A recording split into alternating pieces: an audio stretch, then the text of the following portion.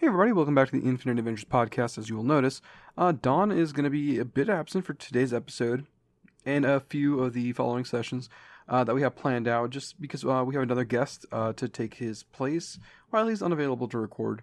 So we're just going to skip ahead to the recap. Last time, the battle kept on going after Anya was knocked out. The Soul Sliver, who threatened Assad's loved ones, returns to finish off the group once and for all. Nestle also falls, and just as Assad is close to the brink of death, they get help from their friend Siobhan from the Sleepless Agency. Assad delivers the finishing blow on the Soul Sliver, exploding all over the place, and the group barely defeat these ne'er-do-wells, broken with an ounce of air in their lungs. And so that's where we return to episode 43, A Blue Requisition.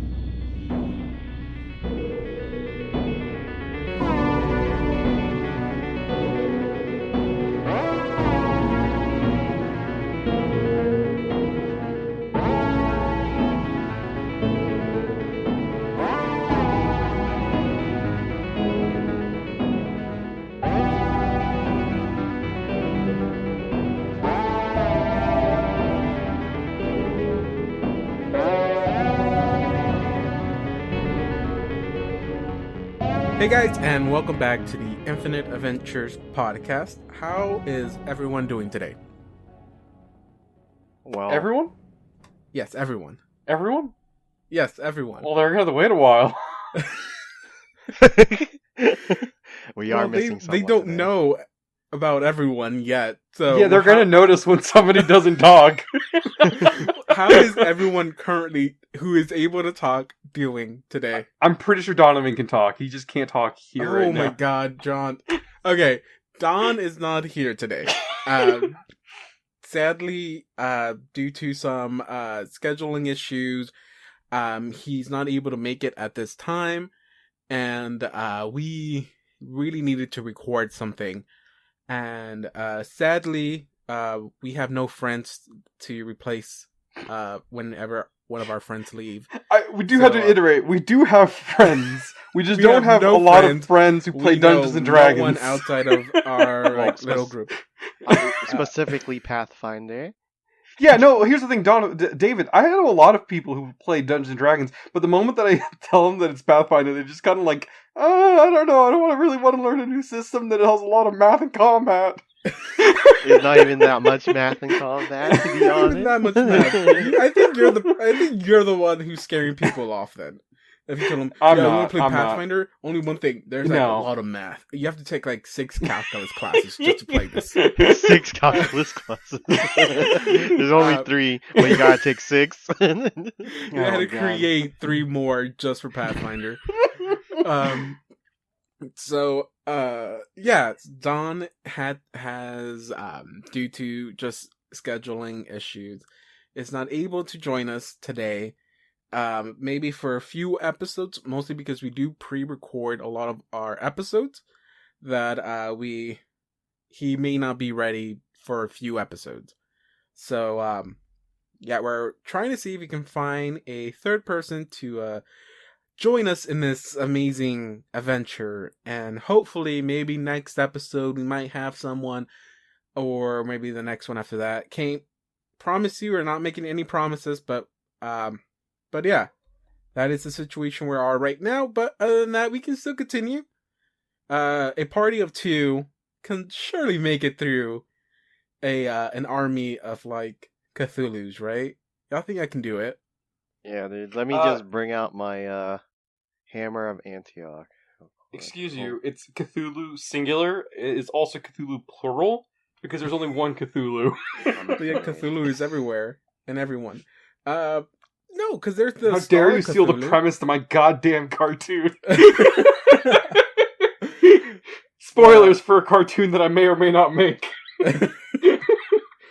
Okay, but we still have the presence of the 2 wonderful folks, John and Justin. So now that everyone knows Don is not here, how are you guys doing today? Well, it's been a long time. Like, maybe not too long for everyone else, but it's been pretty long for us. Oh, no, it's been a week for them. It's been almost a month for us. But Again, well, one week of that was me going to Colombia, so there's that. We never really asked how that was. How Yeah, was it? no, it's well, I don't wow. We're care. doing this on the Who show. cares about Cool. Colombia? What Just are you say talking yes about? or- you can My say it was good or no. hometown. My hometown, my home country. I've never been there before. What am I saying? I My was born in the hometown. U.S. It was cool. It was really hot. I wasn't expecting it to be so hot. Then I remembered how close it is to the equator. Typical. Okay, well, I mean, Typical long typical cities near the equator.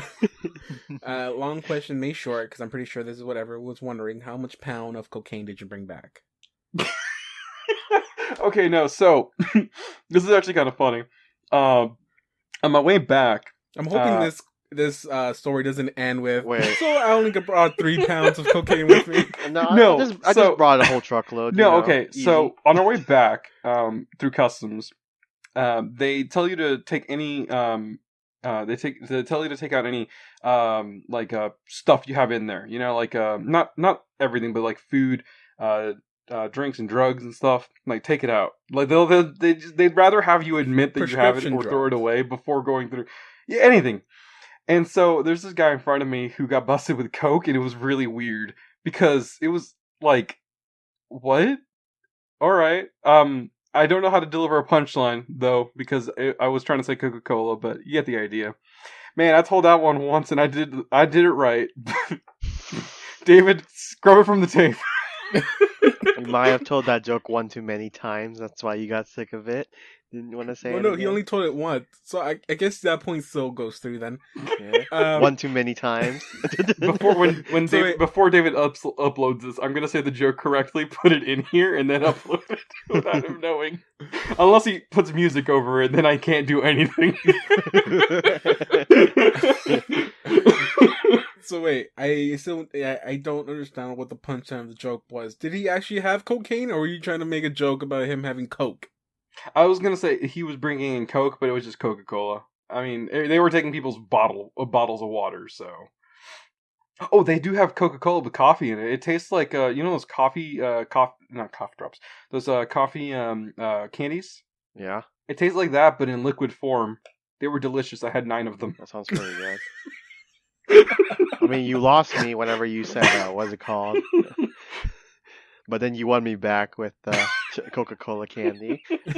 I mean, Wait. Do they taste like Coca-Cola candy, or does it taste like candy-flavored coffee?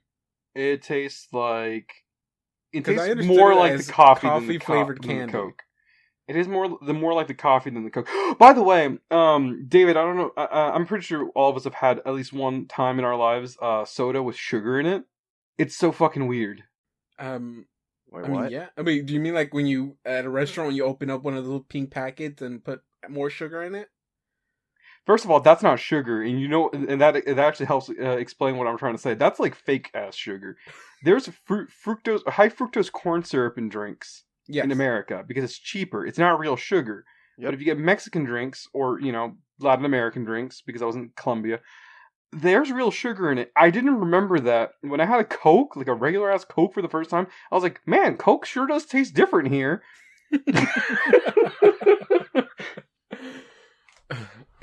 Yeah, You know, the ones in the bottles are really good. The glass bottles? Yeah, they're pretty good. Yeah, Those are pretty good. typically the ones we those are always usually go made with for at my sugar, house. Quick Yeah. fun fact. Well, it's gonna be somewhat of a fact because I don't know if I got the fact 100% accurate.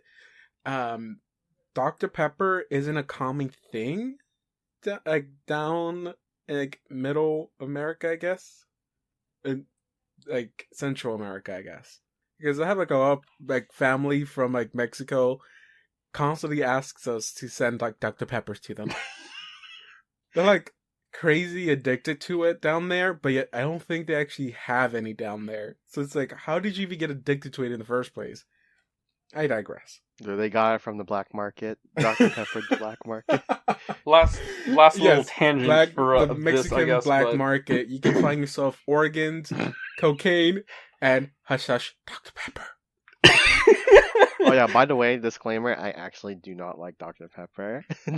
Don't worry, I'm in the same boat. I'll drink it if it's cold, but like it has to be really cold or like in a cup of ice. Yeah, I used to I drink cannot too drink much. it like at room temperature or anything warmer than that. Of the big three, I would say in order of best to least good would be Coke. And I think that might partially be because it's just been marketed so much, and it's like the one that most people just dominantly get. I feel like that might be it, I don't know. but I I like Coke. still agree with it. If you absolutely have to, Pepsi. Pepsi's all right. It's not terrible like some people say it is. It's not piss water, but it's No, really it's really sweet.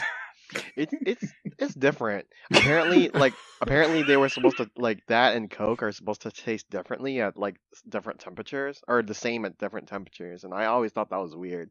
I never did it though, so I don't know if that rumor is true or not. Well, I Whisk mean, us away to a fantasy land. it's a long story short. Pepsi and Coke, best Cokes. So if you want to sponsor us, we're totally up for it. Just just go into my DMs and I'll be there all day. But yeah, we're here to play a fantasy game. We're gonna jump into the world of fantasy here, and With we're Coke. gonna. Yes, everybody grab your fantasy Coca-Cola and your fantasy I mean, I Pepsi. gave Coke last one time, so. Please, opium, totally different. One's legal, one is not legal. I think. Wait, Opium's legal, right? I think opium is legal in fantasy setting, right? Oh, I mean, in real life, like everything's legal in fantasy realm, but should you still do it? I don't think so. oh, definitely not. But yeah, we'll jump right into where we last left off. Like we did mention towards the beginning of the introduction, we haven't played for a while. So does everyone remember where we last left off? Okay, I remember. Let's see. You don't remember anything. You're unconscious right now. I remember I remember black. Okay, so our last session. Oh yeah, I remember. I'm sorry. I remember the woman shattering, and then it turned to black. There you go. Hey David, can my next character be a dark gnome named Black who's out to get blue? Wait, that's just a regular Snurf Devlin, whatever they're called. Why? They're supposed to be black, just blue just turned out blue. Oh god, I'll be a regular gnome then. Okay. So, okay. So last thing that happened in our previous episode, we had an epic fight. It was the longest episode we've recorded, or session we've recorded, and also happened to be, and I think I can speak for everyone here, one of the best fights we had, only because it came down so close to literally being a TPK. But yeah, y'all somehow managed to survive, and Assad is the only one left standing, even after Siobhan made it back to the fort. So yeah, and I did make a promise last session. Y'all somehow managed to make it out of this fight with no one dying. I will give each and every one of y'all 1 David point. And so I have nothing else, but I mean, it's not like if it was recorded or anything. I could have edited it out, but it would have sounded very weird. Other than that, yeah, I'll get 1 David point for somehow managing to survive the battle. I gave myself a David point too, but I'll take it off. I think I deserve a David point too. I mean, you deserve all the David points, you know. Oh, thank you. So I can't have one then. Thank you. No, you already have them. Yeah, I mean, but I want to use them. That's the thing. Oh, I also want to be able to use them. I don't want to hoard them like Blue does. What do you mean? I used all of them last time. Yeah, but you had them all the way up since you got to Thrash Fort. You've been having them since. I mean, how many? Where were the places I actually needed to use them? There weren't very many. I guess true. That's true. Nevertheless, I might have to be a little bit more stricter on how I give my points out in the future. But Fair. but yeah. So we are back in this room in this fort, and there's actually something special I want to do. So we're in this room in this fort. Assad, you are standing in this room just as you give the last punch to the guard. The guard was the last one standing. And you see him crumple to the floor. At the same time, you hear something behind you. You hear the sound of someone falling, and you turn to see Siobhan fall unconscious. And now you're in this room, quiet, just complete silence, as you see Anya's body down at the bottom of the stairs. Nestle's body laying on the table with shreds of glass and metal bits just lunged deep into his skin. And as you look at Nestle, we take a close-up at Nestle as this, say, quote-unquote camera starts approaching his eyes as they're shut. And they get so close, the screen turns black. As the screen is black, we start to hear the sound of human traffic.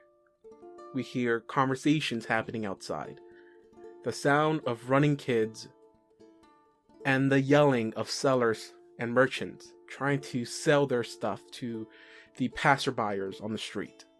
As this sound, this commotion, slowly gets louder and louder, the black screen starts to fade into brown. And we see the brown comes from an old door that the camera is backing away from. As the camera zooms out completely, we see the door become open. So we see a figure walk in. We see a blue short man with the most elegant attire walking into an establishment. And as he enters, we see two men accompanying him as well. Two men wearing yellow robes that are as equal and pristine as the uniform this man is wearing. The man removes a hat that he's been wearing, covering up his face, and we see that this man is Nestle. And we see Nestle approach the counter of this establishment as the camera opens up to show he has walked into a bookstore or a library. Something of that sort, because every wall in this establishment is covered. They have shelves up to about 14 feet high, just covered in books.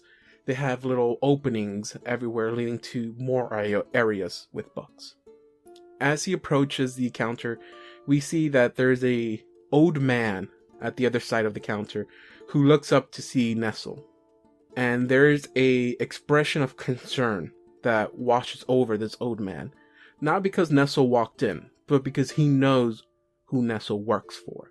The man catches himself and he shouts out, "Oh, good afternoon, sir. It's been an honor to have you in my store. If it's not mistaken, you're Nestle, correct? An associate of the great Count Hasherton Laus, if I'm not mistaken." And we see Nestle standing at the end of the counter, nodding his head yes. The old man continues, "Well, that's wonderful. It is an honor to have you in my establishment. My name is Thornstep, and welcome to the Book Lair." That's a weird name. That's what I call my store. Now, with all the introductions out of the way, how can I help you today? Well, I mean, I know you're here for some books, but are you interested in some reading material? Or are you here on Count Laus's behalf? Well, in the matter of fact, yes. I've been sent by Count Hasherton Laus on his behalf to retrieve some book in your collection. The Count has overheard that you happen to have one of the most impressive collections in Thrushmore.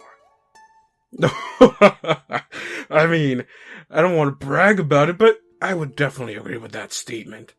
Yeah, whichever subject he is interested in, I'm about 90% sure I will have it. Great, because he is very interested in a particular subject.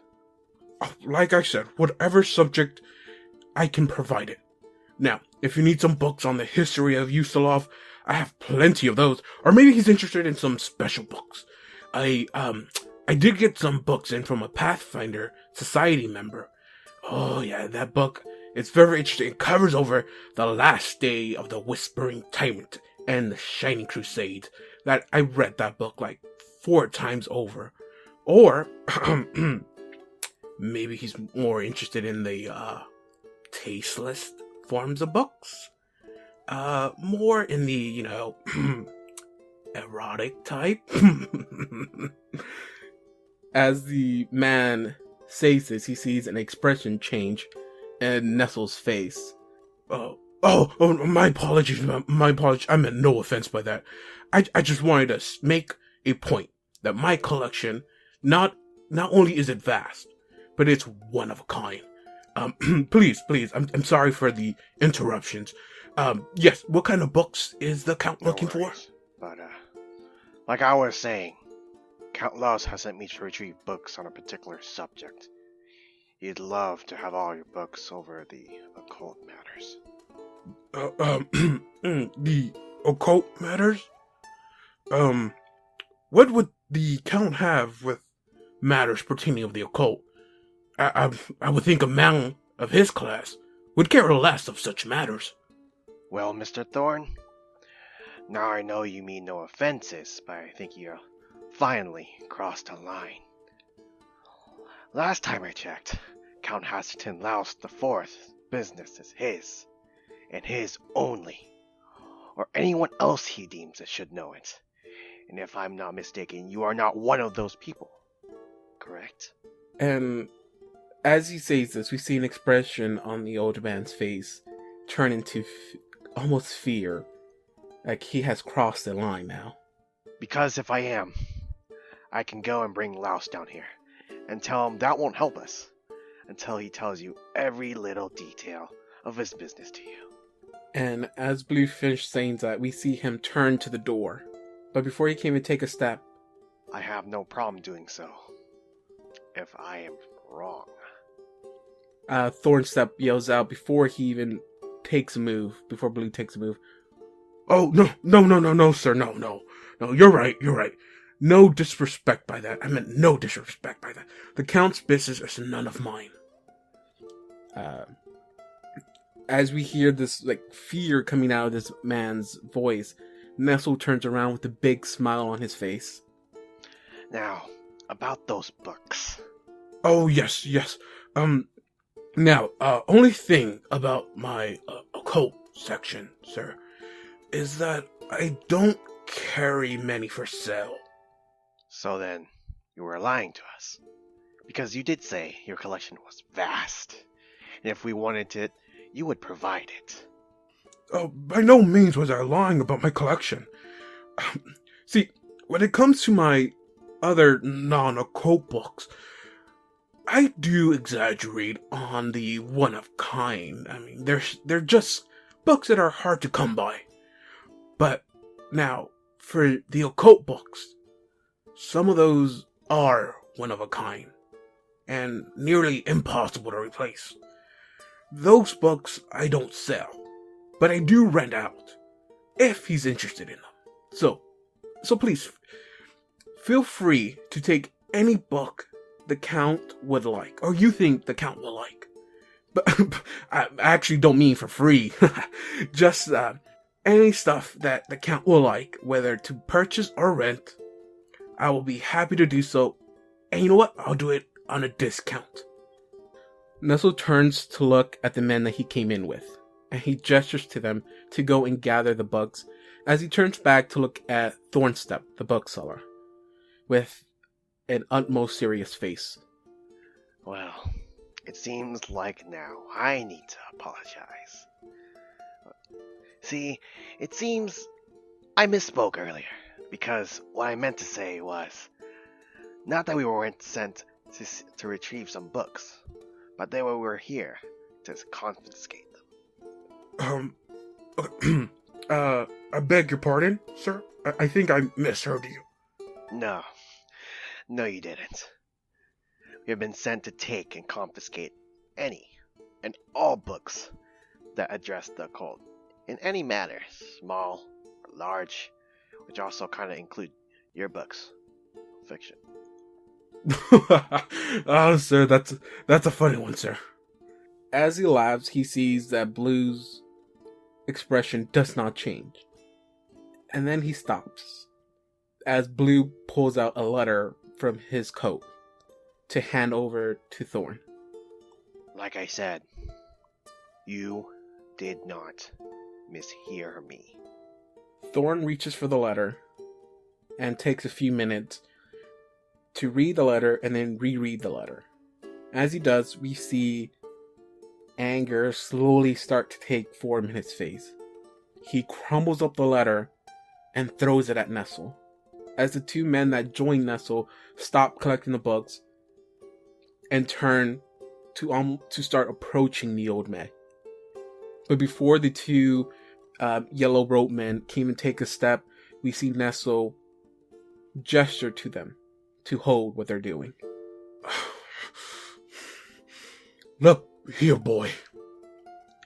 I've watched my word and bit my tongue, but Count Laos or not, he has no damn right to send a little lackey to my establishment to confiscate more than half of my books.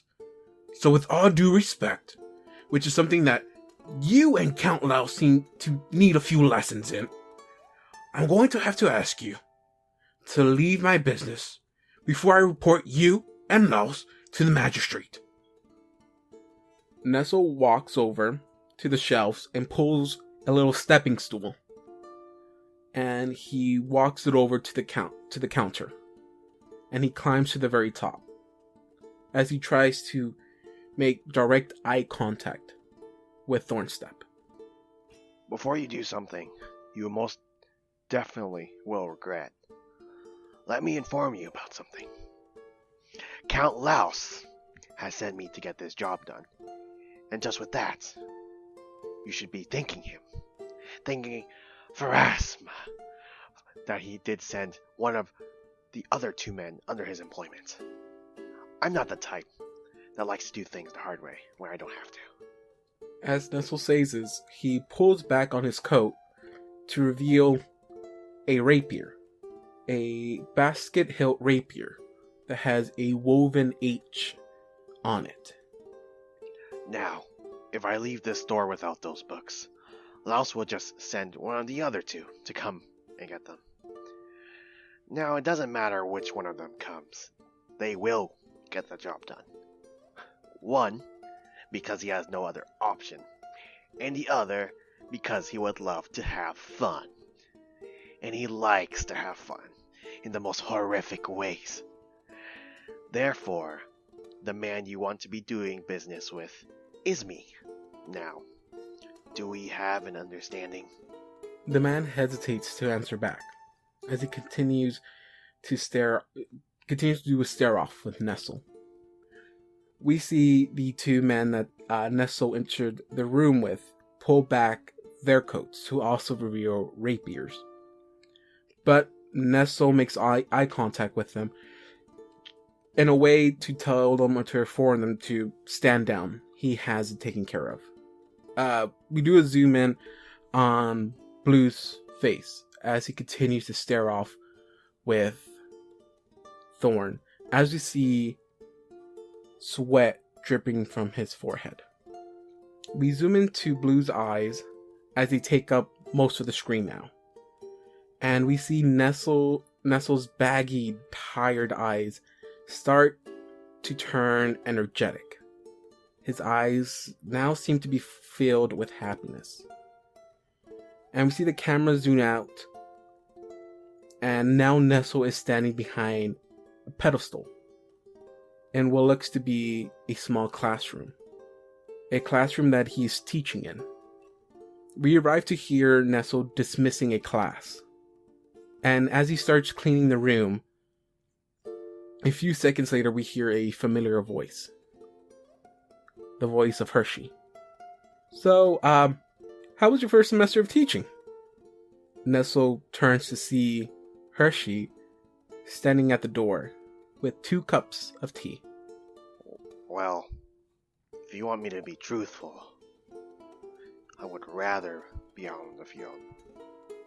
I don't think teaching is my thing. Nestle walks over to grab one of the tea that Hershey has brought in, and they both take a seat. Well, you'll get used to it. By the way, speaking about field work, that brings me to why I'm here, actually. Do you remember that job offer we got from Thrashmore a few days ago? Yeah, to work for the Count, right? Count Hasserton Laus the Fourth. Yeah, that exact one. Well, I was thinking, and, I thought that maybe we, together, we should take that job. But I thought you didn't want to work with the man, because you thought that he was up to something. Well, I still do.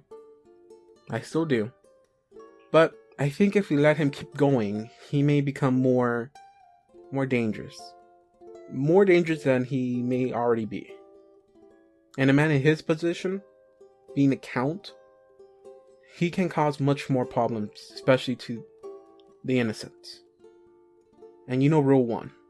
Help and make sure no harm falls upon the innocent from those with too much corrupt power. Always keep the innocent in mind, Nestle. So, we will take this job, pretend to work for him for a while. Make sure to keep an eye on him. And if we see what he's doing is wrong, then that's what we have to stop him before it goes too far. Sounds easy. But we both know it's not. Bringing someone down from his position would be very dangerous. True. But if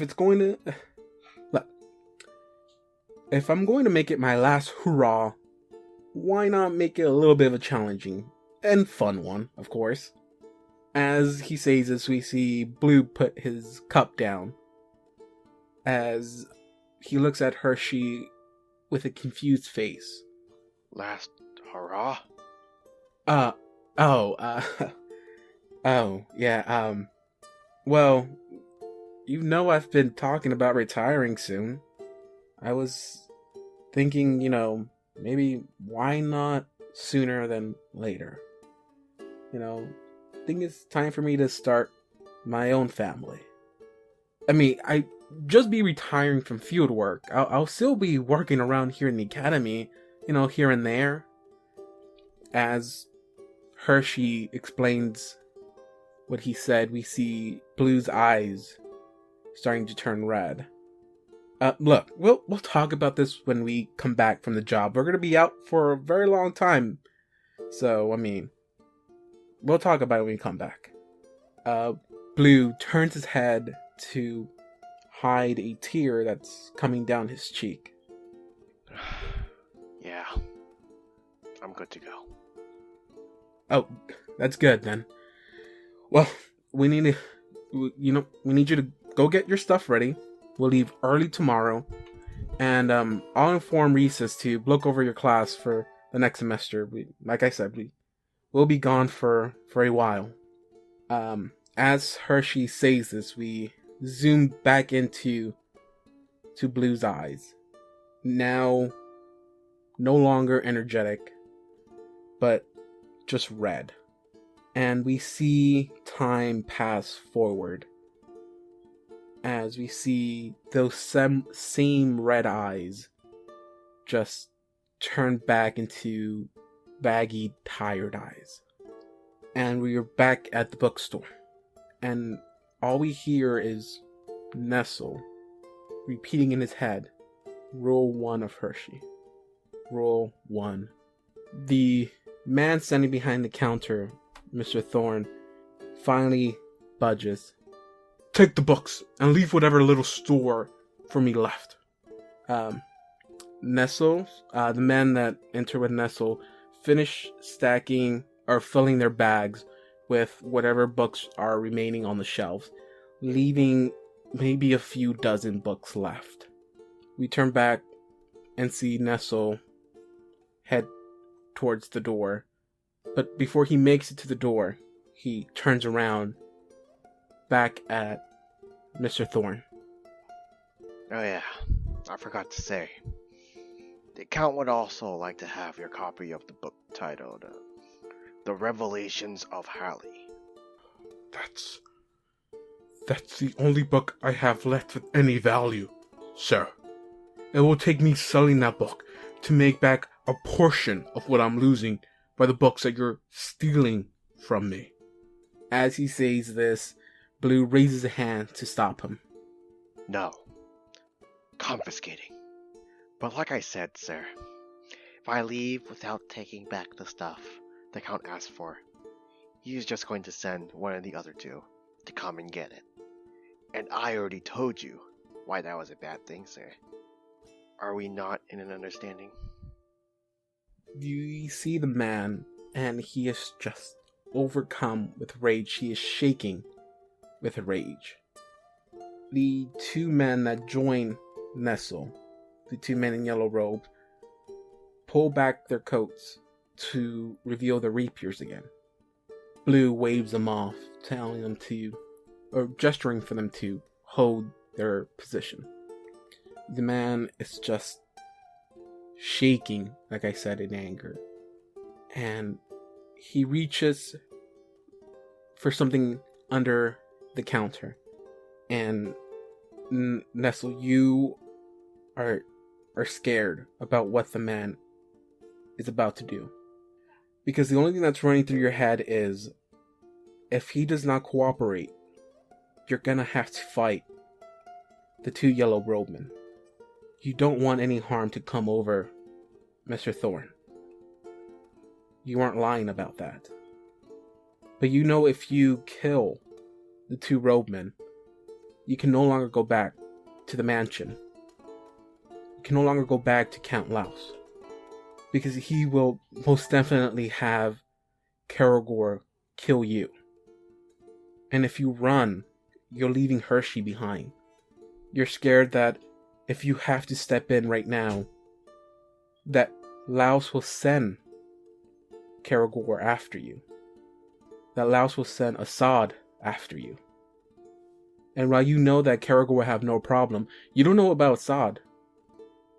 You know he has a family. And as that's coming up, you start thinking about stuff Hershey has told you. And you remember something he's told you. He's told you that people who have nothing to lose are not people you should be afraid of. It's the people who have someone they need to protect. Those are the ones you need to be afraid of. Assad has someone he has to protect. And you're terrified of what he would do to make sure those people are protected. You can fight off these two yellow robemen. You don't know if you can fight off Karagor or Assad. And you're hoping that this bookkeeper, this bookseller, isn't about to do something he's gonna regret. And you're still gesturing to the two men right next to you to hold position as you put your hand on your rapier, waiting for that second to know whether you're gonna have to lunge at them or not. But then the man reappears with a chest, and he is still with an angry expression on his face. He opens it up, and you see that he pulls out a book that is wrapped in cloth. And you may have been holding your breath throughout that whole time. And when you see him reach for that book, you take a deep breath. You're like, and you're probably even shaking, knowing that your job is done. That's it. Get the book and leave before things turn bad. You look at the man with a smile, shaking your head yes, or nodding your head yes, as in basically telling him you've done the right thing. And as you go up to approach to grab the book, you are stopped midway reaching the counter, as you feel a intense pain coming from your head, from your forehead. At the same time, you hear the sound of a thump as the book hits the floor. You look up as you see that the man has thrown the book straight at your face. And you fall down dazed, confused. You're seeing so many stars right now. And he hit you pretty bad. He opened up a pretty bad gash wound on your head. And it is raining blood from your forehead. But you know that what he did right now would cause the other two men you're with to outright attack him. So you shake it off as quick as you can to stand right up and gesture to the men to stop, to halt. The job is done. You've got what you came for. But you see half red from the blood just covering your eyes. You turn back to the man and you tell him it was nice doing business with him. As you walk out the store, followed by the two yellow-robed men with sacks full of books. And an old man just falls to the floor, crying. He has nothing left. As that happens, we zoom into where you landed after getting hit with the book, and we see the puddle of blood that you left. And we see time pass again. We see the wood underneath the floor itself morph, changing, but the blood stays the same, does not dry. And then we see time stop as a drop of blood falls into the center of the puddle. And we zoom out, and we're back in this room with you laying on the table. Shards of glass sticking out every part of your body. And we just hear, like I said in the beginning, silence, with the only sound coming from Assad. Exhausted.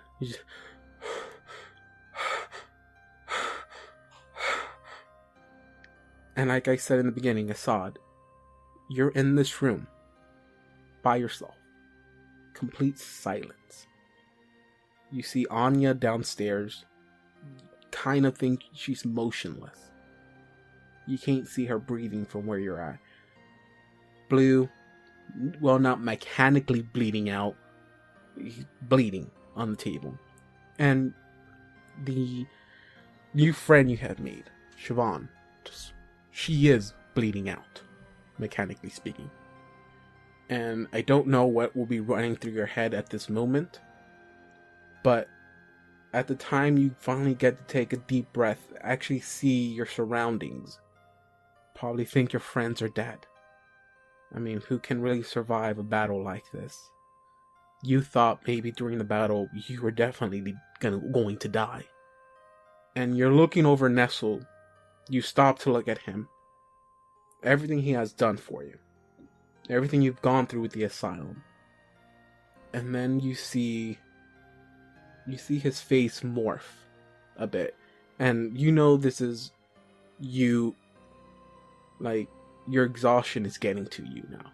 You know that what you're seeing is a hallucination. But it feels so real to you as you see his face starts to morph to a very familiar face to you. You've only seen this face once, but you know exactly whose face it is. That's Hershey's face. And you are kind of pushed back just a little bit.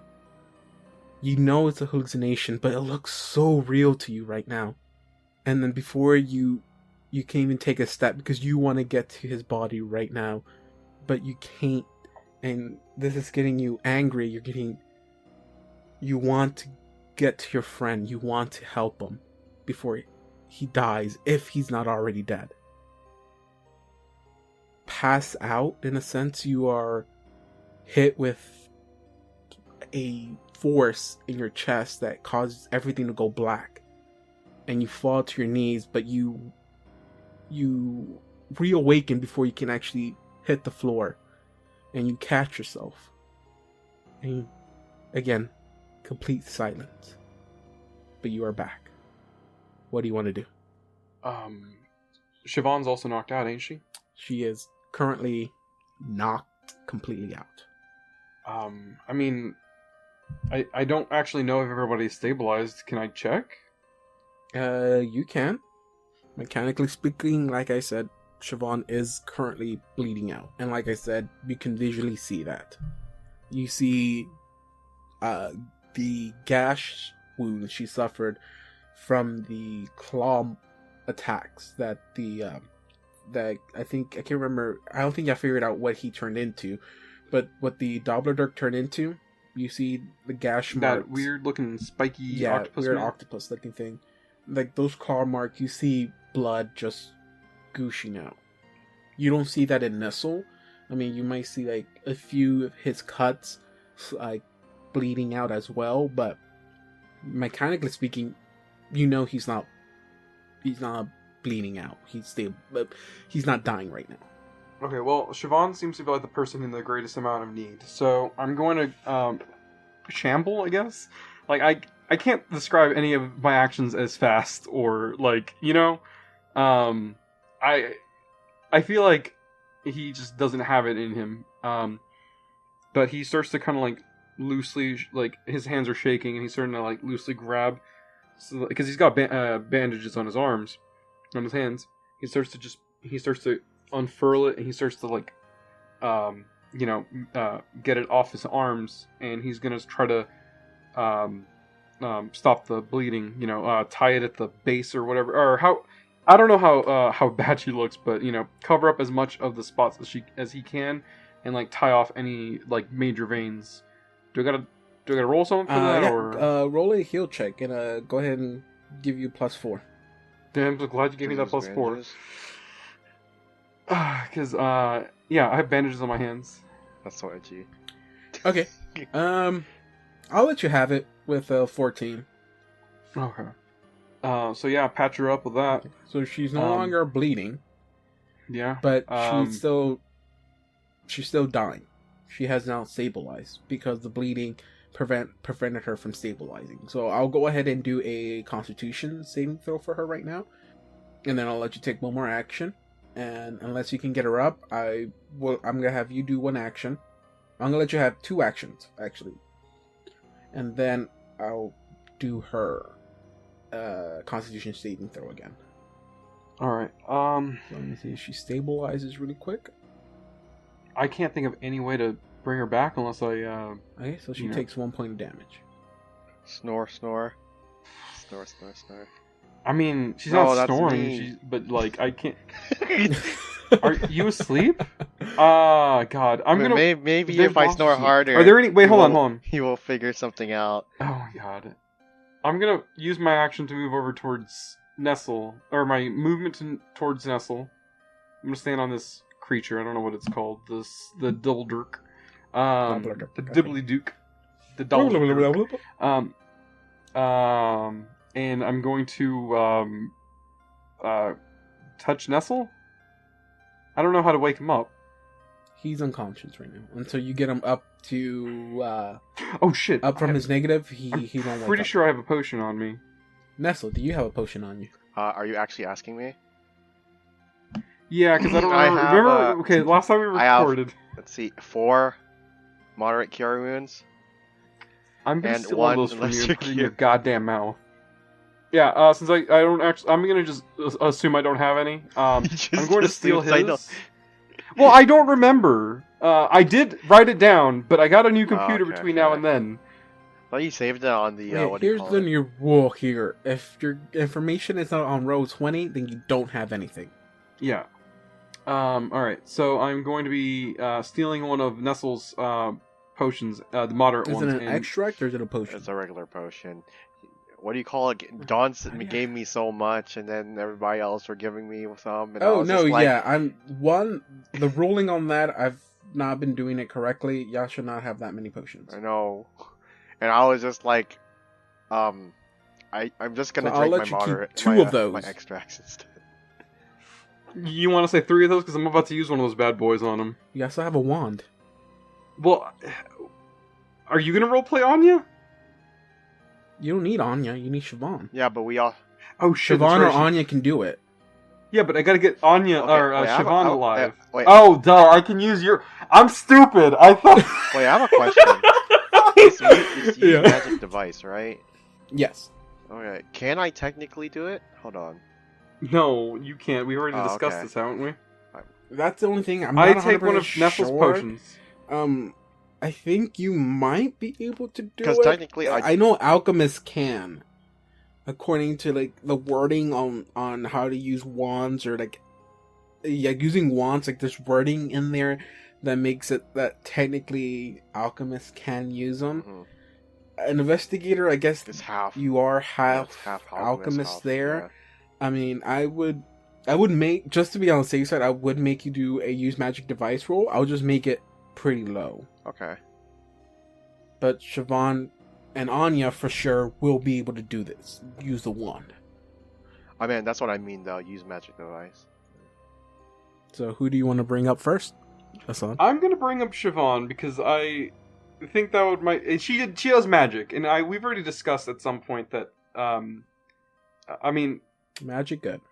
yeah, magic good. I think Assad Fisticuffs. kind of bad. thinks about it and realizes that she might be the best person to use it because he remembers the shocking grasp. Mhm. The most magic that Nestle has ever done is like blurred himself out. Hey. Hey. You've never blasted magic from your hand, dude. You've never created you've never created extract? a lightning. Yes, I have. You don't have lightning from your hands. I mean, it could be a bottled light. I mean, if you give him like some wool sock and a carpet, he can probably do some shocking. Okay, Ed. Zappity zap zap. I want to try shocking grasp. It's like you're not a spellcaster. Oh yeah. There you go. That's worse than the goddamn time in Dragon Tales when the kids wanted to be dragons, like for real, and so then the dragon Quetzal's like, I mean, you can just, you have some salsa, and it's like, you have fire breath. That's not what he sounds like, but you get what I'm trying to don't say. remember that, but that's funny. At first, I thought you were going to say there's an episode where they actually turn into dragons. I was like, wait, I do not remember that episode whatsoever. No. They use their imagination because that's what the whole goddamn show is about. Anyways, I take Is that one what of, LARPing is in this world? Can you there are LARP? people. Well, there are people in our world who pretend they're Japanese, so yeah. I do have to iterate. These people are not Japanese. Anyways, I'm taking one of Nestle's potions and giving it to Siobhan. Right, 1d4 or 8? I don't remember. 1d8. It's been a month. 1d8 plus Wait, 4? which potion are you taking? The moderate one. Moderate? Cure light, moderate. Moderate, I think, is 2d8 plus. If it's the one Anya made, it's 2d8 plus 5. Can I use the other one? The one that has just slightly less? That is. Do you have a light? Cure light? Hey Justin, you got a cure light on you? Yeah. I'm gonna use that Roll one. a It's 1d100. Oh, God. I don't know, right? I can't tell them apart, goddammit. 52. 52. Okay, you grab the light. Okay, I'm a bad D&D player. I don't know how much that is. 1d8 plus Yes, 2? 1d8 plus 5. 5. If it's the one Anya made, then 7. yes. 7? Okay, she was only Look. down 1.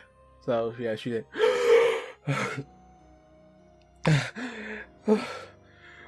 What happened? What's going on? Am I dead? No, we're barely alive. And she looks around to see like, all of the dead bodies around her. It's like, how did y'all make it? And she stands up. It's like, your friends, are they okay? I don't know yet. Honestly. I'm just now kind of reeling. Are they up? Do you have any more potions? We need to bring them up. Anya has the one, doesn't she? Yes. Wait, so you grabbed the lesser potion from me? Yeah, I did. Okay, not the mod? No. We rolled because I didn't know how to tell the fucking difference. Neither me nor my character. We have a lot in common apparently. I think Nestle still has some more potions left, but Anya also has a wand. I don't know if... Fuck Anya. Siobhan, can you bring back Nestle? I gotta go get Anya down from the stairs. Yes, I will carry this poor boy. And she walks over and, like, takes, like, a little piece of her dress off the bottom end. And she kind of, like, starts, like, wiping a little bit of the blood off and, like, not pulling out, like, the small piece of the glass that, like, impaled your body, but she starts, like, yanking some of the bigger pieces and picks you up and drops you down the stairs. She Wait, she want me down the stairs? Yeah, she drops you down the stairs. Ah, I'm the bad guy. Now she puts you on the top. She lays you down right here. Assad, you run to Anya. Yeah, I'm gonna try and see if I can help her out. Okay. As you run down lift her, to Anya, she is at the bottom of the steps of this first, like, little incline, whatever, and you see, like, her body is, like, twisted, and you see, like, a huge dent on the wall where you can presume she hit her head in. Oh, jeez. I'm gonna try and see if I can, can I do a heal check to see how bad she is? Or can I just know? You can, if you like. You see her, if you're trying to see if she's alive, you see that she's breathing. I want to know a little bit beyond just breathing. Barely breathing, but she's breathing. I rolled an 8. Nope. No. You're not skilled in the world of medicine. No, I'm not. But, Anya! She is not waking up. She's barely breathing. I try to find her wand. I assume it's like in one of her pockets. You know, the one she has all of her shit first in. Before you start grabbing. Well, it's just like this is like the genie wish from Aladdin, where he brings Aladdin back, and like there was never an I wish, but it was assumed that it was an okay thing to do. That's what this is. Okay. All right. So you start digging through some of her pockets. I'll find some loose gravy in there. You find like a little bit of loose materials. So there's like a little bit of like powders here and there. Maybe you poke yourself like some sharp stuff she has in one of her pockets. But no, eventually you find the wand. Okay. Siobhan! You see her. She's at the top of the stairs. I hold the wand up. I assume there's not really good lighting, so this is a really weird visual. Like, I'm in the darkest part of this crevice. I'm, like, looking up at her, like, fucking Pennywise in the sewer. Oh, that's creepy. Why are you being creepy? Because I like to be descriptive when I say things sometimes. I'm kind of an attention whore. I made a fucking podcast. What do you think?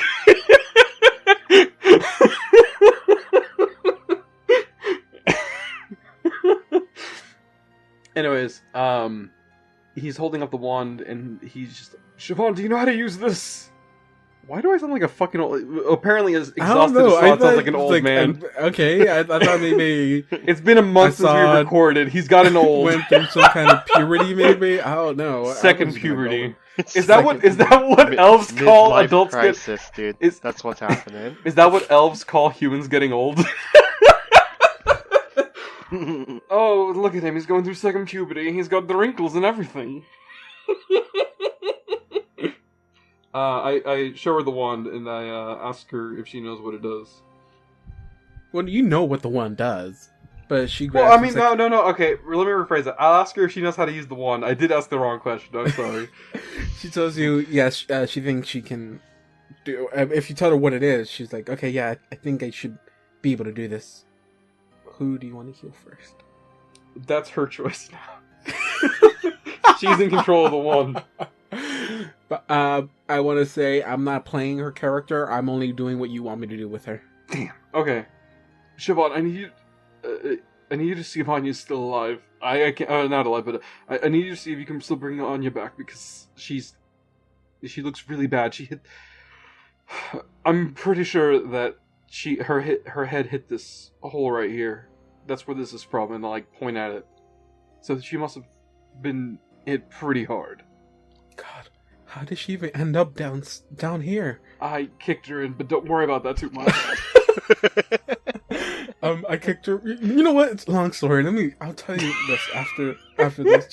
Just do it. Just do it. John Vedangas didn't say that, but Assad definitely did. What's with all these questions? Are you a lawyer? Do I need a lawyer? Do I need to call a lawyer? It's like, no, I was just asking a simple question. Okay, let me see. Okay, so you want her to try to bring back Anya first? So 1d8 plus 1. That is an 8. And... okay. So she does this, and she doesn't see Anya get back up. So she tries... so she goes and hits her... she goes and hits her one more time with the wand. So, okay, as she hits her one more time with the wand, you see a lot of her wounds are closing up now. Majority of them are closed up. Maybe she still has a small little scrapes here and there. She did have a giant gash on the side of her head. It has been closed up now. There is like... it will leave a scar. So, hey, Dawn, your character has a scar now. She's a badass. I wonder how he's gonna feel about that. I think he'll feel fine, because most of her body's already fucked up from backstories, though. True. And you see her... as the light from this magic, like, finally dissipates from Anya's body, you hear her go...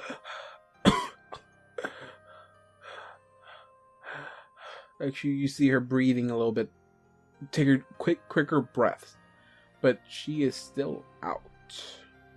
And she turns to look at you, and she goes like, I don't think she's dying, but she's not waking up.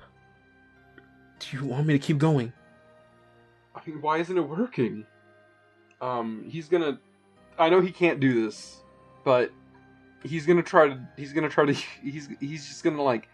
well, since he can't really do anything about it, he kind of like panics a little bit, and he grabs Siobhan's hand and puts it up to her, up to Anya a little bit closer. And he's like shaking her, and he's like, "Why isn't it working?" She has really nothing to say. It's like, I'll keep going. I'll keep going, and hits her again. And once again, she is overcome with magic. She's still breathing. Well, her breathing isn't sporadic anymore, more just of calm breaths here and there now. All the wounds have closed up now, majority of them now. Still have quite a few bruisings on her, but those might be something that might not easily disappear with the magic, or the help with magic. But Anya's not waking up. She should be awake by now. These things... look, whenever I've seen her use it, it usually brings somebody back up from something like this. I don't know what to say. I'm not a medic. I don't know much about healing people. I'm not that type of person. Maybe the wand. I don't know. She runs up to Blue and hits Blue with... you gain back 4 HP. 4? Okay. Yes.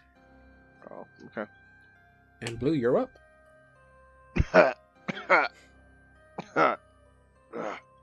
Assad, your friend here, the blue one, he's up. You good, buddy? Don't move. You don't have to move. Lay still. And she pops a few more. She's gonna do 5 total. 5 total? Oh. No, she's gonna pop the wand 5 times.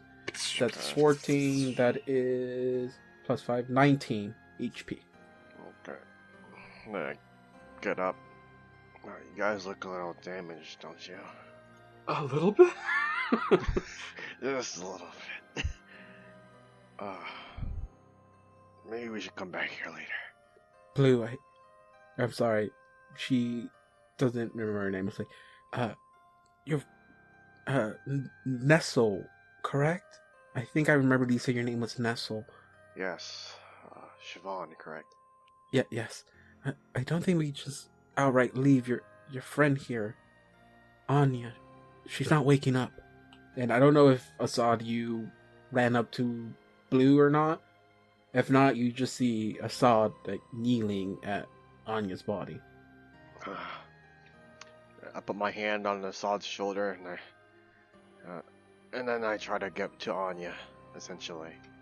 You whisper into his ear. It's your Huh? fault. Nothing, you're good. Wait, what did I whisper in his ear? No, It's your you're fault. good.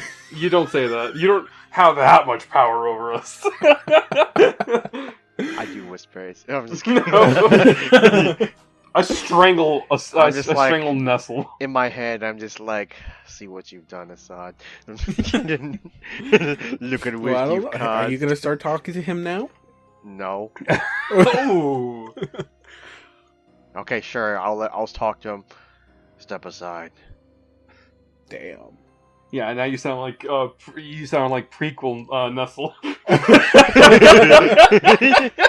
Prequel. I'm more fan of the original. The prequel had too many talking moments. Yibber yabbering. I want more fight scenes.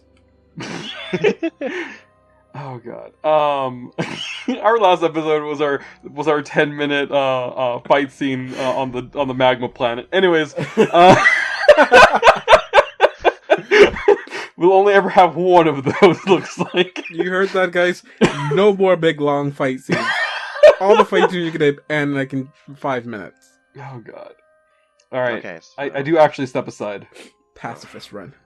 I stumble towards Anya, and then I do a heal check. Heal check? Okay, go for it. Okay. Let me pull it up. And I got 17 total. 17 total. Okay. For you, not saying that you rolled low or anything like that, but for you, Nestle, she seems perfect. Nothing wrong with her. She is breathing normally. You try to test her heartbeat. You grab her arm. Put your hand on her neck, and you probably even put your ear to her chest. And she has a stable heartbeat. She's just not waking up. I say to Assad. Oh, I don't say to Assad. I say to the general vicinity that's near me. Wow, you cold bitch. Think she's in a coma. Do I have to do a check to know what a coma is? I really didn't want to say that, but I would say it doesn't take. I know you. maybe she'll wake up someday. With a 9 heal check, and I know what a coma is. And it doesn't take a medical expert to understand this. Anyone who is knowledgeable in just the world of magic itself, or someone in Nestle's position, is like Nestle's character is very knowledgeable, high intelligence stuff. You know that magic can only do so much. While it can heal physical wounds, it doesn't always mean you can heal mental wounds or heal the brain. Assad, you saw where she landed. She hit that wall hard. You kicked her into it. Never forget. Alright. You know what you were doing. I won't say it like that. You were trying to keep her safe. And you did. You kept her safe. She is alive because of the decision you made. She's alive. But, I mean, there was a consequence for that decision, though. If she was awake while you had pushed her down the stairs, she could have a lot more control on the way she was gonna land, in a sense. because that's just logic, you know. If you fall down the stairs, you have a little bit more control about how you're gonna hit. Now, when you throw, say, a little ragdoll dummy down the stairs, those things are gonna hop around each step like there's no tomorrow. Sadly, this wasn't that situation. Her body was already limp. She was unconscious already. You pushed her down the stairs to keep her safe from the explosion of the soul sliver. And you did. She survived because of your choice. But, I mean, she suffered other forms of injury. A blow to the head like that, you dented that wall pretty good. But she is out. Siobhan asks, it's like, Assad, you look bad. Let me cast a few, or let me spend a few of the wand to bring you back up. So she pops 5 more. 20, yeah. So that'd be 22 plus 5, 27. Plus Can I make it? Let me make a heal check on her. On whom? See how on the. Actually, you know what? I'm just gonna say it. How are you feeling, Siobhan? Like crap. But I mean, if it's not a problem, I was gonna use some of these charges on these wands on myself as well. Unless you have a problem with it. Snatch the one out of her hand. Like, no! These are my charges! We spent our money on it! We didn't spend money on it. I mean, I did spend money on it. Yeah, I bought this one. Did we? Yeah. We bought this one? Yep. When? Oh, with Dawn? Before I came to the fort. Oh. Dang, Dawn is really good at buying things. I thought y'all talked it all over. We did talk it all over. It's just that Don is good at buying things, so he was paying more attention to it. Yeah, that's why he's the, what's it called, the sales. I was about to say the cartographer, and I realized that was the wrong thing. Did you say photographer? I was going to say cartographer, and then I realized that's a map maker. He's probably a good map maker, too. So, the wand has 22 charges left. So, do y'all want to heal up? If you okay it, she's gonna use the wand on herself as well. I'm fine with it, but I don't know how angry Don will be. What can I say? He can get over it. Hey, I know that we love this whole thing that's going on right now, but like at some point it's just gonna get kind of like it's getting kind of weird, Like we're just This is Mopey Town. That's what this is. Can we jump cut to the next scene? I'm waiting on y'all. I'm okay with whatever decision we make. Even though I am controlling this character, I'm not playing the game. Right. I mean, like, I'm looking at this from like a perspective of like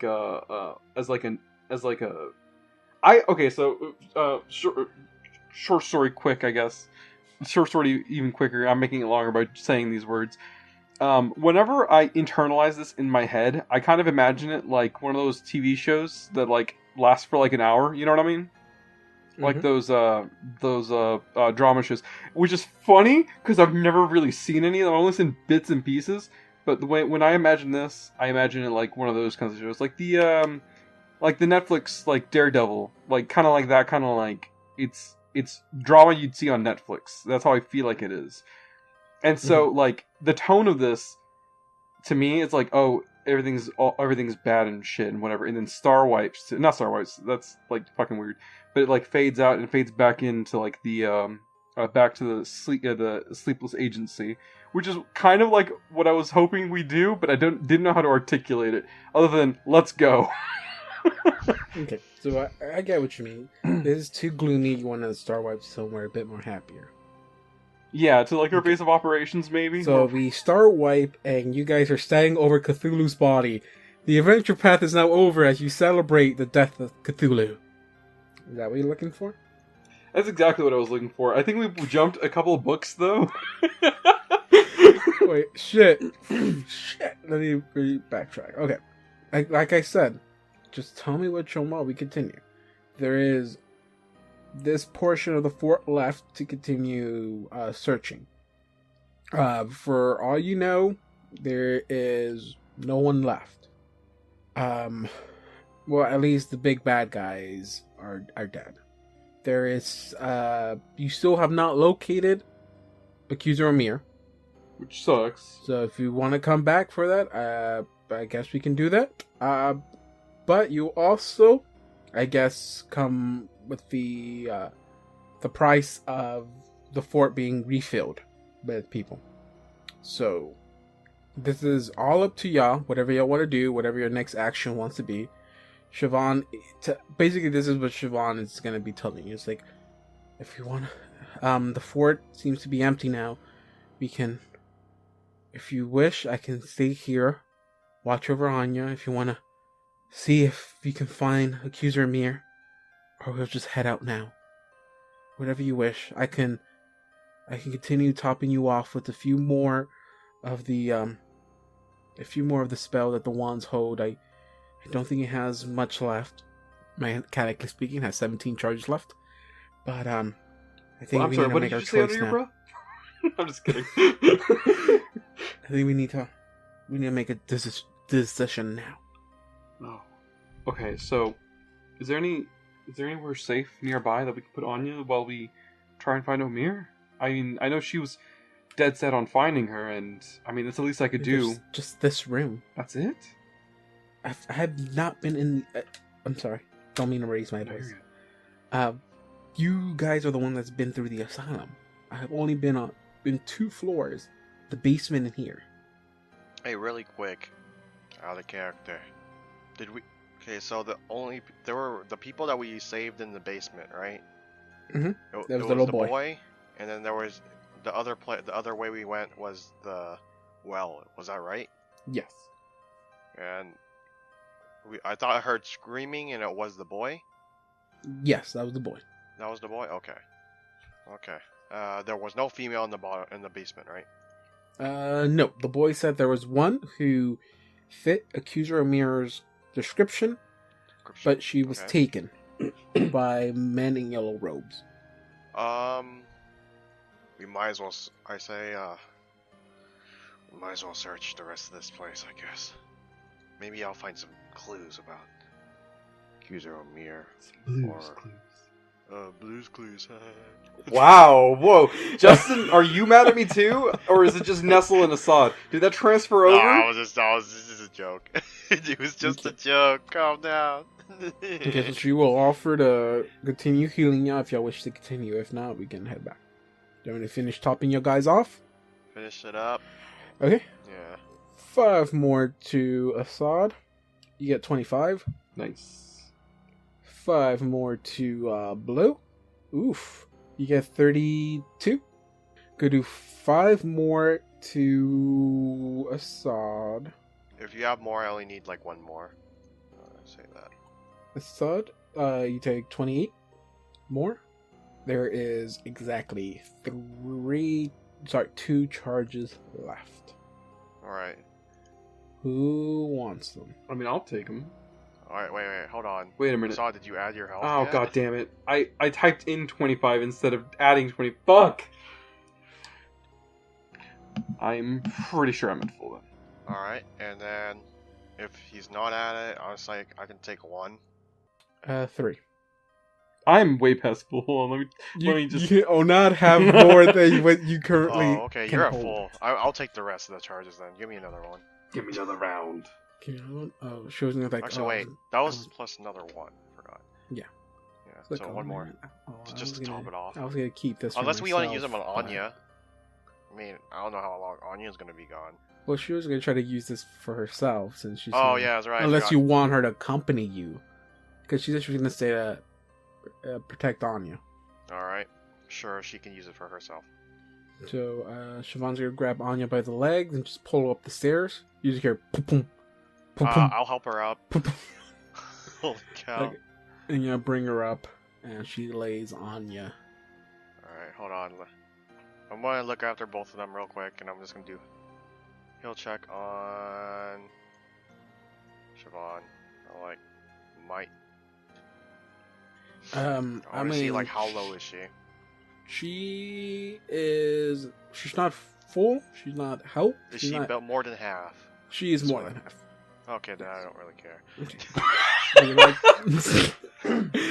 Oh my gosh, did Assad rub off on everyone on you or something? We like to search the bodies. Yes. But before I do that, I'm going to take out... I want to use my potion on Anya, so that way when Dawn comes back, he won't be at like low health. Hey, Assad, are you going to be searching the bodies, or Yeah, we're are you about going to to search be... the bodies. Throwing in the corner? I'm okay with searching any non-humanoid bodies, so... Alright, well, that's Anya. For Anya, and then I'm going to search the bodies. Hey, your boy never roll... because your boy plays a character who doesn't search for bodies. I don't know what the fucking roll. You just roll perception, that's it. Okay. Wait. Yeah, I know you don't search for bodies, but what would you search? I'm searching for whatever searching for bodies gives me. Oh yeah, that's right. Most of them are humanoid. Yeah, you got scum. You still got the whatever remains from the soul. I'm okay with that body. One. Sure. And you also have the 2 guards. Nope, not the guards. They are too humanoid, and I'm not gonna search that. They are human. Yeah, I know they're human, very human. I'm not touching them. No, you said humanoid because technically the scum is humanoid. I'm just saying you got to be very specific. For sure, the soul sliver isn't humanoid right now, so I'm okay with searching that one. I mean, she exploded. Yeah, if anything, she's. All right, everyone, just give me a perception check. 21. Okay. All right, 28. 20. Okay, so Sal, since you said you're going to be searching the soul sliver's body because you think that's the most fun you can have is digging through an innocent body. Nope. It threatened to kill my family. You find 2 short swords. Also, you find if you clear out a little bit of whatever remains of her body, since it's all basically glass, kind of. You try to carefully do it because you don't want to poke yourself with anything. You see an amulet. I grab it. Oh, it's not gonna shock me or anything, is it? I don't know. Okay. Blue. On the guards, you find masterwork longswords on both of them, and you also find that they were also wielding masterwork longbows, each one with 20 arrows. So 2 masterwork longswords and longbows, and then 40 arrows in total. Also, will you, Assad, be searching the scum? Yeah, I'm fine with that. Alright, I'll let him search the scum. I'll roll over your perception for that. He is wearing a chain shirt. You also find that around his neck is also an amulet. And you also see a ring of keys on his side. Now, unless you have detect magic or anything like that, you won't be able to know what all these, if any of this stuff is magical. All of the stuff is magical? Magic keys, you won't know until you have someone. Oh, well, you said it though, my friend. I know what you're trying to say. I collect all the stuff that that you described, and I look at Nestle, and I hold up the amulets. Nestle, is Siobhan still here? I keep forgetting. Yep, she's standing in the corner. She's right here. Siobhan, Nestle, check this out. Yes. Do you think that maybe the Soul Sliver was controlling the scum with this? Or is there any connection? Or there's a symbolic thing going on? Is this a cult thing? I think so. I don't know. Can any of y'all detect magic? Can you detect magic? Yes, I can. Then why did you ask one of us first? No, it's fine. I wanted to know if you guys had that skill. I don't have that skill. I'm sorry. I'm just angry right now. I'm very passive about it nowadays. I understand. Contrary to what... It's understandable. Okay.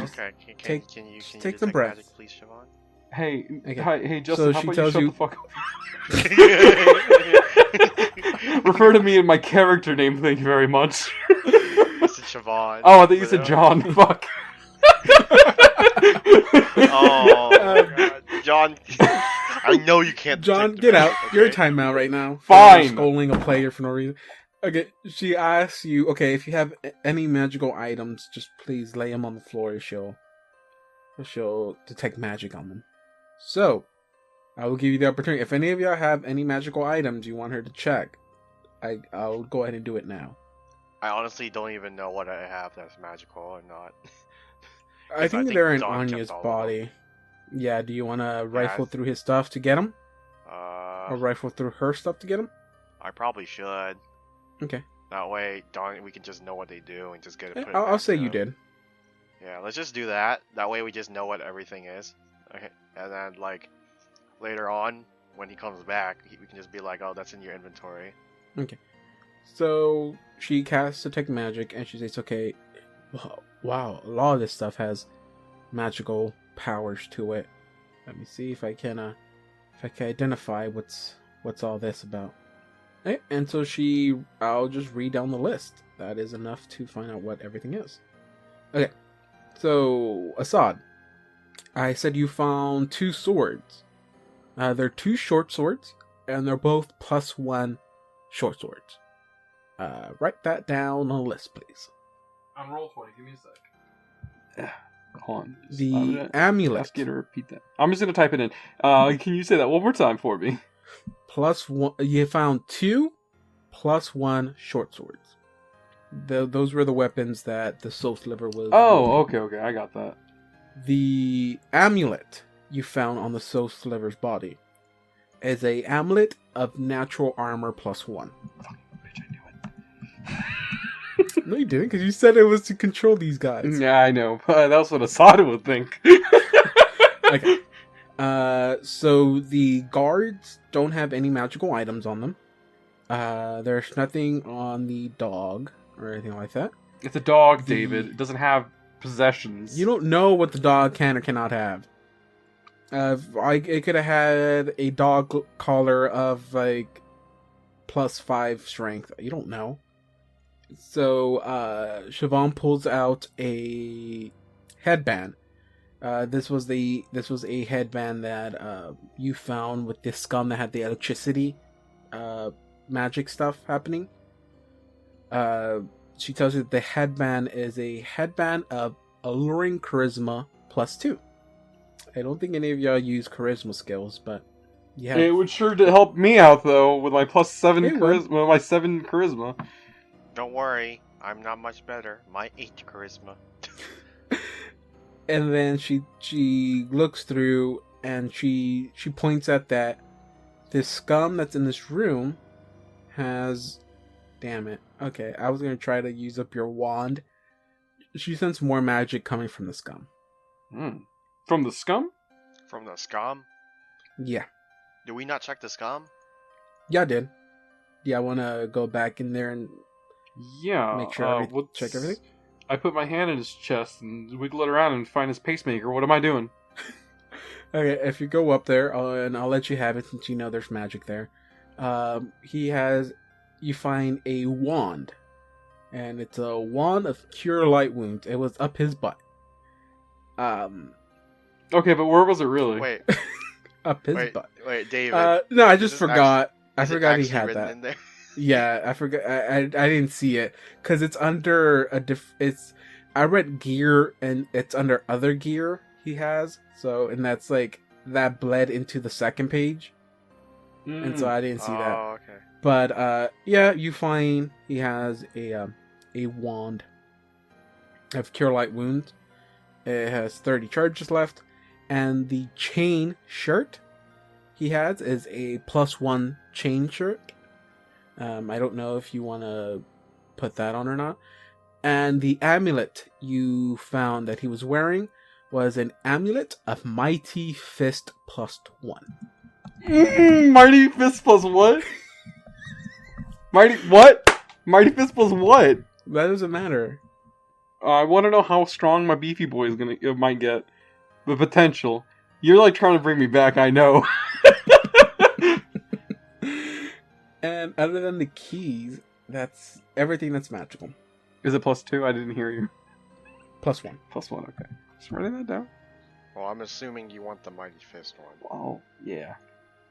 I mean, if somebody else might benefit from it, though, it's also that. Nestle think reaches any of down us to would hand it to benefit you, from and it. as soon as you grab it, he pulls it back and goes like, no! Like, wait, hold on. So if we're both holding the amulet, do we each get +half strength? Why are you wearing it? Gosh. What? We both get Plus, half this the is what strength you of the have, amulet. so you have it. It's like Shaolin Showdown. We have to fight over it now. I forgot what they said. It's like Yang Ning Tempire or something. Alright, that is everything. What amulet am I wearing right now? Hold on. Wait, hold on. You should Hold have on. a Time amulet out. of natural armor, I think. Do amulets? Can you only wear one amulet and get the power from one amulet? I think you can only wear one. Somebody out there in Pathfinder or Wizards of the Coast for Dungeons and Dragons, make an amulet class that lets you have infinite amulets. I don't know what you thought. I'm You very have to read second uncomfortable. edition then, because they limit how many magical stuff you can have. That's You why only you have make 10. someone. No, but that's for everyone. You can only have 10 magical items. That's counting potions and wands. All right, I That's made the what- class. It's called Amulet Enchanter. Stop. No, never. Okay, and so where do y'all wish to continue? I want to go to the Sleepless Agency, but I know that's not what we're supposed to do. We have to finish this area. I know we have to finish this area, but we got to keep Anya mostly Anya safe. Jesus Christ, what is that? Why does This is that your bag bag of have gold. 5,399 health points? Out of 0. That's how much gold you have. You gave us a bag? Yeah, I don't keep track of anything, so I have to do it for y'all.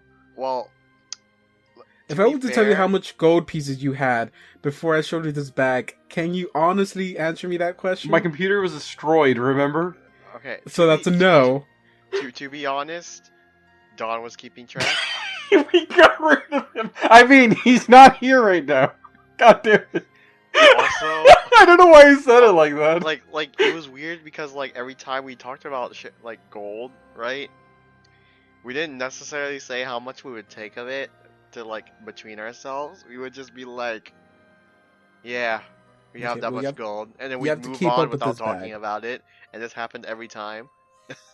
What You have are to we? Keep up with this bag. But look, here's the thing. I'm really used to this communist like approach where I don't have to keep track of shit because I just get what I want when I need it, and I never ask for anything. You see how this works out? Now, okay, so where do y'all really want to go? Okay, actually, that chain skirt is Chain that shirt? chain shirt? Oh, Yeah, chain shirt. shirt I plus wrote one. chain shirt. You Chain did. shirt. I just read it wrong. I want to slap that headband on. What does it look like? It's God, well, the guy is actually wearing it in his picture thing. It's a blue, more like an aqua green headband. Mm-hmm. With a little bit more on the bluer side of the aqua green, and it has what it looks like a lime green waves on it, Okay, now hear me out, please, please, please. Just let me almost like have- in the shape of like a cobblestone pathway. Okay, David, please, for the love of Christ, let me have this. Please, please, please, please, please, please, please. I know this isn't You're how from it the works. hidden cobblestone village. No. Please, please, please, please, please, please, please, Cobblestone please, Village? please, let me have this. Please, please, please. I want to, because it's a headband. I'm assuming it is. I already want to say no to this. It is but a okay. very long piece of fabric, or not. I don't know how long it is. That doesn't matter too much. I want to, and here's the thing: in real life, my brothers fold their bandanas into like bracers. I want to do that. It still takes up. It'll take up the slot of the fucking bandage I took off, and also my head slot, just so that it'll mechanically fit your what the game demands. I won't put know- anything on my head. I'm only I know what you really want Okay. to do. To activate a head bandana, you have to wear it on your head. I know what you're saying. I understand. I understand that. Mechanically speaking, yes. So you're asking me to bend the rules. Oh my god. This is For why my friends don't want to play flavor, Pathfinder. right? Yes! This is... David, remember earlier when you were like, don't scare your friends away? This is the shit I'm talking about. Okay, in my defense, who would ask for this? Anybody, it's a game of imagination. It's called When you homebrew. tell them you have a head banana, their first thing is it, wait, can I make it a hand banana? I'm gonna wear it like a necklace. That you won't be able to use your This is amulet. bullshit. This is bullshit. Oh, I'll put it on my head. I'll take that amulet of natural armor then. Go Why ahead. do I'm you gonna put wanna the put it amulet of on Mighty your Fist hand? on. Because it looks cool! You know what? I How might is as well it's just a take the two head short swords, too. bandana? Yeah, you You wrap it have around your- like a... You wrap it You know, around. if you put it in your hand, I will have to make you roll 1d100 every single time to make sure it doesn't rip. That's fair. But Okay. can I still get the charisma from it or no? It looks cool. No, it's broken. Fine, I'll put it on my head. You heard it here first, folks. You still haven't answered my question. I wear on the where amulet. you I'm want putting to it on go. like a normal headband. They're fucking asking you to put a hat on your feet. Stupid.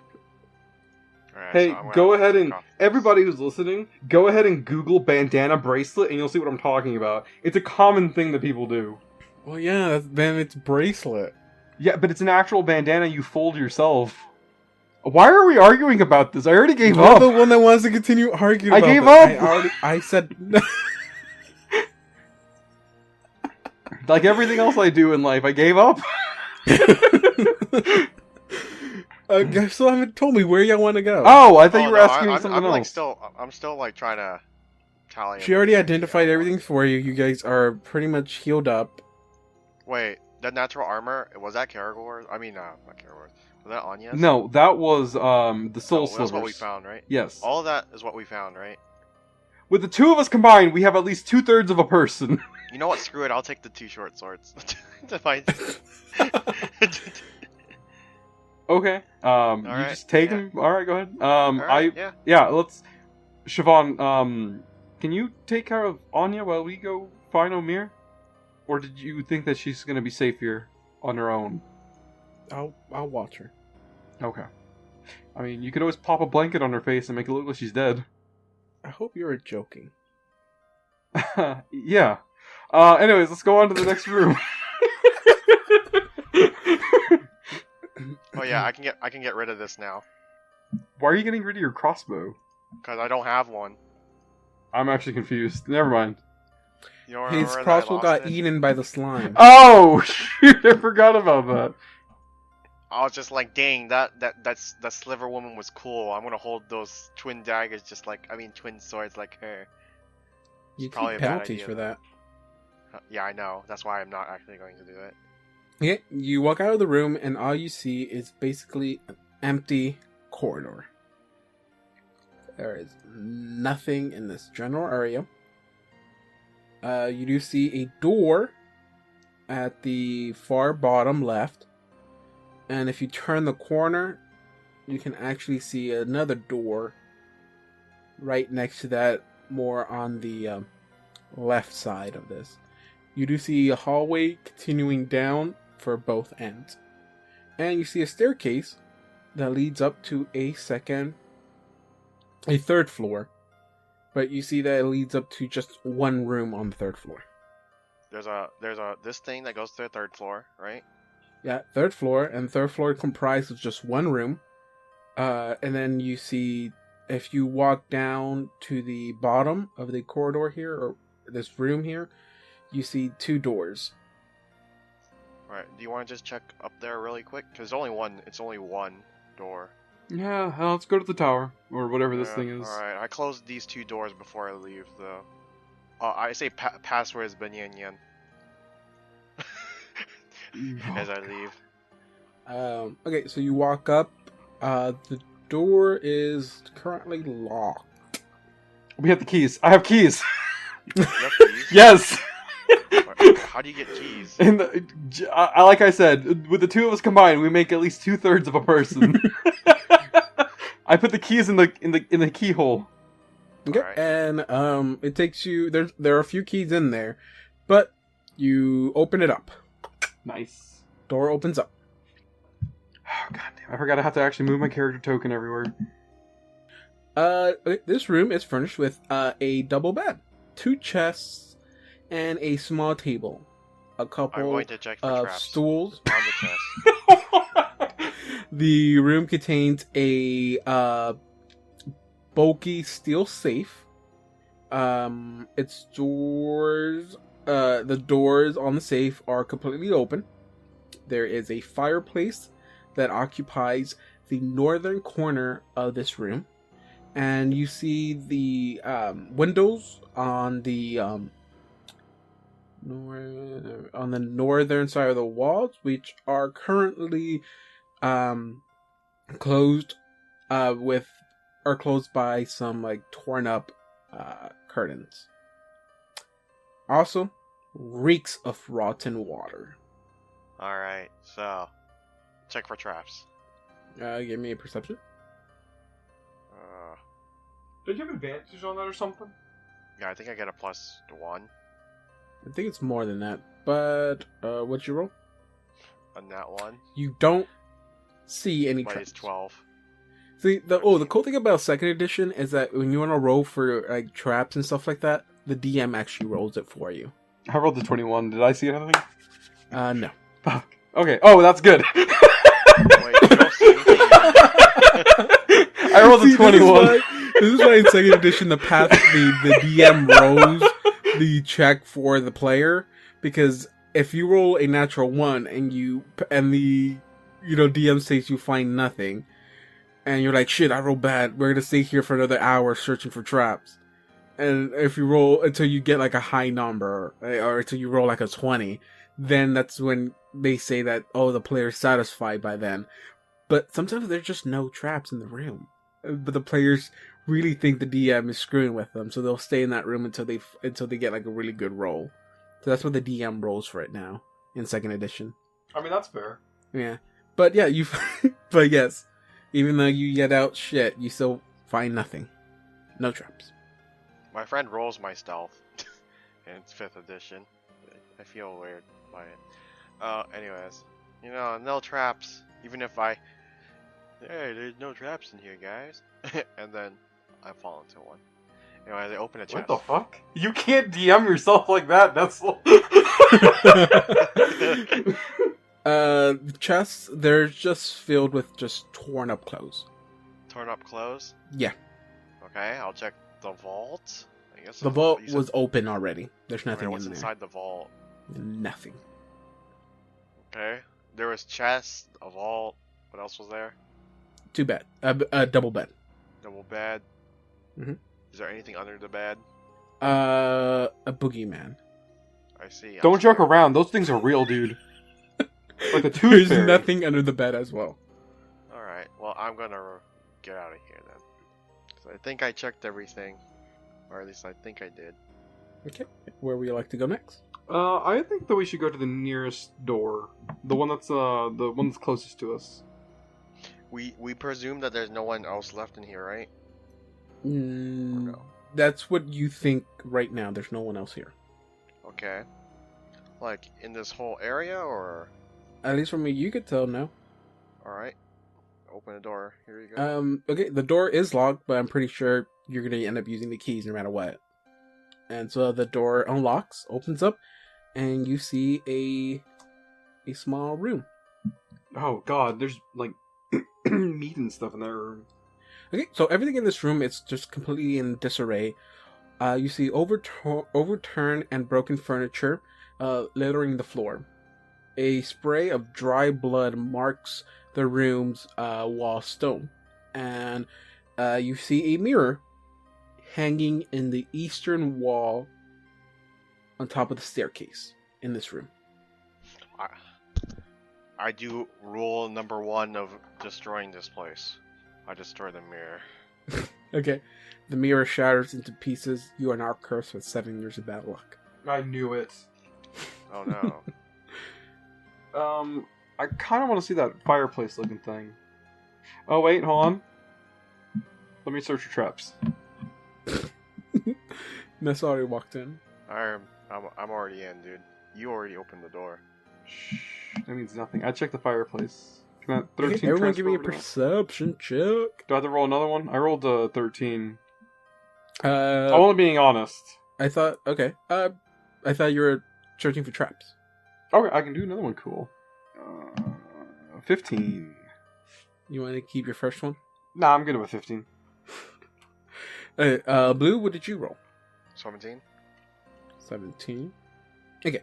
And you say you want to search the fireplace? Anything? Are you looking for anything in particular, or? So when I have a quick question. When you do this, because I don't know how you do it, but when you search for, like, when you do like an investigative kind of like thing, perception, etc., insight, do you? We've already played for so goddamn long, but I've never asked you this before. Do you give any benefits to like doing something specific, but like a minus to everything else? If you get what I'm saying. I mean, not really. Unless you're using something to aid you, then I'll give you a bonus. But what exactly are you trying to do? Well, I'm trying to see if there's any like there's any in the fireplace. I'm trying to see if there's any information, like documents or something that have been burned here. Any kind of like stuff that's been like tampered with and left here, to like cover up evidence. Because there's a bunch of data here. Like if somebody got in here and they saw something they didn't like, they can get rid of it, and it's the nearest fireplace to the right downstairs. So that's what makes sense to me. That is very true. The fireplace is not on. The picture does depict it as being on. It's not. No, So that's perfect, because now I can see if there's anything that has been tried to be destroyed. Yeah. So if you dig through there to see, just dig through the ash that's left there, just to see if you can find any form of just paper that survived the fire. You don't see anything. But again, everything could have just burned perfectly. You're not 100% sure. But as Nestle is walking towards the fireplace, you hear as Assad is approaching the fireplace. Like, while in the path he was walking, somewhere where he was walking, you just heard. Oh, okay. So there's like a trapdoor or something, or something loose along the way. I think it was more of a. No, it was more like. I'll step on where Assad was going. Okay, give me another perception check. 23. 23. Okay. You find... Okay, as you're walking, you put your feet down on one of the spots where you think Assad stepped, and you see the wood kind of bend, and you hear it give a bit. I open that area. Okay, so you take, say, like your short sword to see if you can pry it open, and you do. Open, yeah. And you see a small pouch. You see two pouches that have been stowed away in this little opening on the floor.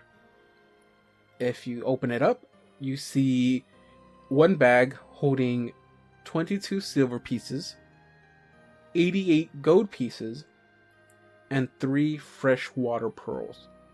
Each 22 worth... silver pieces. 8. Give me an appraise check for fun. 22 silver pieces and 88 gold pieces. You find 3 pearls. Give me an appraise for that pearls. Anyone give me an appraise for that pearls. Yeah. If I remember correctly, pearls are like 15, right? Because we picked them up before, but I don't know if these are different.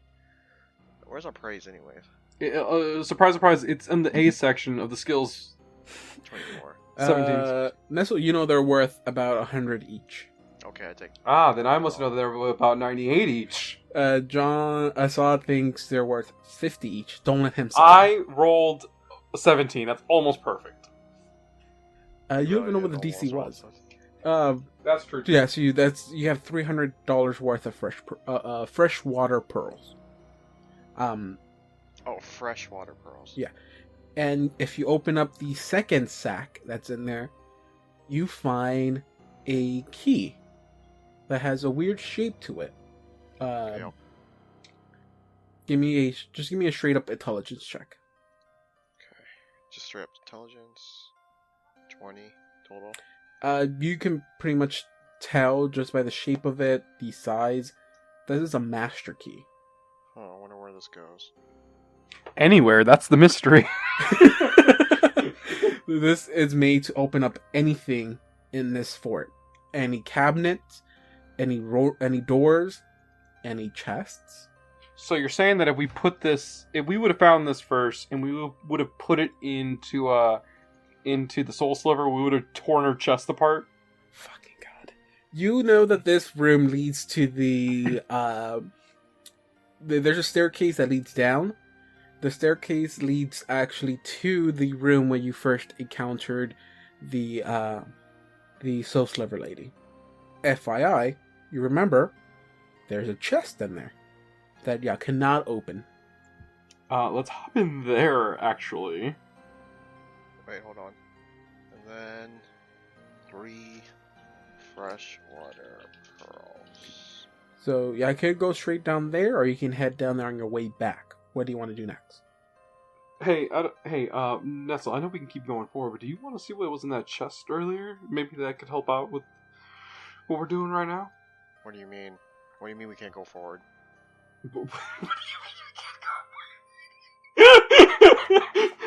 So, spoiler alert for anybody here who hasn't watched the Invader Zim special Enter the Florpus, my bad. And I know the two of y'all never watched Invader Zim. So, part of the plot was Zim teleporting the Earth in front of the alien armada because they straight up told him that he sucks. Not told him, but he figured out that they don't think that he's Capable person? Competent. That he's competent. He kind of figured it out on his own when he realized that the Earth was not in their pathway of destruction. And so then, because he teleported the Earth in front of them, they notice it on their radar that the Earth is in front of them now. But the funny thing is that in doing so, Zim creates a thing called a Florpus, which is like a tear in space and time, because he was stupid enough to teleport something as large as the Earth, millions of light years away. And so the leaders of the alien armada are going in a straight line. And one of their henchmen goes, sirs, we need to go around this thing. But we're going in a straight line. As stupid as they are, they went into the fucking black hole thing. Of course. So that's why we can't go forward. Let's go back really quick, Nestle, and check and see if maybe there's something in that chest we can use. Why can't we just do it on the way back? Fine, we can go do it on the way back. Okay. Good thing that's settled. And I go over to this door and open it. Okay. It is locked. Should be the stairs. And I'm guessing you're going to use the master key. This leads to a little tower. Think about like a little siege tower thing. There is I think it's called a ballista, which is those giant ass crossbows. There's nothing in this floor itself, but this does lead up to a third floor, which is just another portion of this tower, which has that ballista up there. I doubt there's anything up there, but I can always check. Yes. Same thing with the other room. Yep. Yeah. This one, same thing. Okay. Continue down the There's hall. nothing in here, in the room. Can we crawl through this little crevice here? Like, do I have to make a perception check? Can I just make a perception check and just be like, is there anything important, essentially? Oh yeah, you're always free to do so, dude. Yeah. Is there anything important? In this one, no. Okay. Well, next one. And yes, you can walk through there. Nah, And like even if you now. didn't think you could, you can always just go through this door. Did we already check this one? Oh shit! No. Sorry. Hey, I didn't see that part of the room. I just now panned over. That's why I said I don't know why you. Cause that's why I said that. I was like, why can't you go forward? Give me another perception check if you want. All right. Just keep making these perception checks. 23 again. I mean 23 this time. 23. This one you don't see anything that really catches your eyes. You do see a few more arrows in this one though. 10 more arrowheads. Or actual arrows. Arrowheads? No, it's actual arrows. I don't know why I said arrowheads.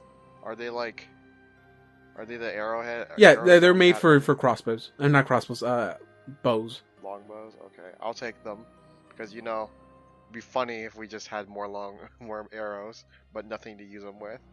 That would be depleting the enemy of their resources. Not that it matters, because you're just gonna sell them, honestly. We should sell it to the bad guys. Honestly. Alright. Next one. I knock this time. Because I don't. Why now? Why start now? Because we've done it before. Okay, so you walk into this one. I'll open it. Okay, But I won't. give me a perception check. 28. Okay, as you open the door to this one, there is nothing really different to this room compared to the other two you walked into, but you do notice that there is one thing this room has that not the other rooms have. And there is a hooded lantern on the windowsill in this room. Other than that, there's nothing else. Does this include us going up there? Like the perception checks? Or no? I would think so, yes. Okay. I'm just And- making sure. There's a windowsill on this end. That is where the hooded lantern is at. The other two rooms you walked into were completely empty with the exception of like arrows on this other one. This one, it is also empty, but with the exception of a hooded lantern sitting at the windowsill. That's kind of suspicious. I look at the hooded lantern. It's just a regular hooded lantern. It is a regular hooded lantern. It is currently off. But as you approach it, and if you take a look outside the window, you notice that in this particular tower, you get a very clear sight or clear image of Iris Hill, which is where the mansion is at. Where the what was at? Iris Hill, the which mansion. is the mansion. Oh, so this. Okay, so this place essentially just watches the mansion. Alright. Oh, give me a just straight up intelligence check. 14. I would say cool thing about hooded lanterns is that because it has a hood on there, you could block the light from being cast from one end. If trained enough, you can even sometimes send signals or like think of Morse code with a hooded lantern if the other person would understand your code, basically. Interesting. I will take the hooded lantern. And just rinse and repeat with the other two. Yep, rinse and repeat with the other two. You find nothing in the other two. You don't have to roll perceptions for that. David, I have a question. Yes. Out of curiosity, you can pierce the veil here if you want. You don't have to if you don't want to. Let's say hypothetically we made it to this floor. Would the bad guys have been here? Okay, I got Each one would have. Each one covers a certain section of the third floor or second floor. Okay. I was The just thing is, double-checking. since y'all decided to go to the basement as your first move, the ooze that's down there can telepathically communicate with other people. And so it basically sent a signal to the people in the third floor that you guys are at the basement right now. Basically telling them, prepare yourself, because if we don't make it through, they're going to be coming up here. And so they went ahead and gathered up around the basically two entrance ways you can get up here. Wasn't there like 4 though? There's like 4 ways to get up here, right? You could always go through the towers, the ones you just were checking, but the doors were locked, and you had to get a DC 25 to unlock them. And the thing is, y'all guys weren't rolling that high, and I think y'all tried twice on one of the doors, and it would have been the one that's up in the corner where you found the lantern. Y'all tried twice, and then y'all instantly gave up. I guess So if y'all would have opened this one, y'all would have approached from this end, while everyone else were thinking you were going to come in through the two more possible entrants, which would have been either the room up here where y'all actually did the fight, or the room where you found the master key. Imagine if we actually unlocked all the rooms on the way there. That would have been interesting. Other than that, I mean, we really shouldn't, unless unless you want to 100% this, from what we overheard, John, he doesn't want to. But other than that, that is everything you find. Okay. So where was that chest? On the bottom floor? Yes.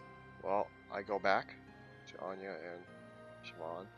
Alright, time to bring her down. And it's probably took you like maybe it's depending on how precise you wanted to be with your searching, maybe an hour. Yeah. And It probably would be an hour. well, yeah, either that or maybe a little bit more. It really just depends on how precise you want it to be. Which I would think, looking for Accuser and Mir, you'll try to be as precise as you can, but you don't find anything.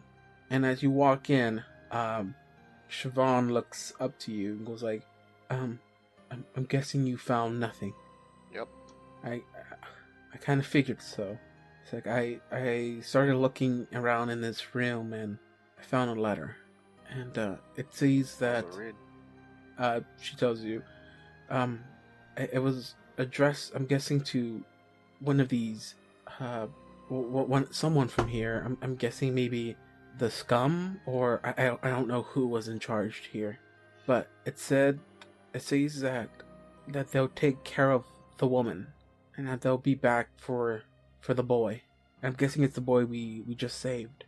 But if the boy was right and the Omir was taken by some yellow robemans, then I think the woman that they're talking about in this letter, it's her. And there's a name assigned, Melissan, I think. I'm not. It's pretty scratched out. I think that's the name, but that's if I'm correct, that's the woman that's looking over the mansion right now. I think she has something to do with this. We need to get to Winter now. Yeah, we do. Are we good to leave? Not yet. How much more? How much more longer? Just a little bit. What We can go exactly are you downstairs doing, now. Nestle? Huh? What is Nestle doing that requires him to take more time? I said, out of character, the chest, dude. Yeah, I thought we were already going down there. Yeah, but she said to leave the whole place. Oh, I mean, like, if you're ready, can we start packing up? That's what she's Yes. saying. Oh, okay, yeah, we can. We're ready. Okay. And so she goes, okay, good. And so you pack up your stuff, you start walking through, and I make it through. You get to the door, the room where the chest is at, which is the room right next to the entrance. I guess it's the one where you first encounter the soul sliver and the electrics and the scum with the electric powers.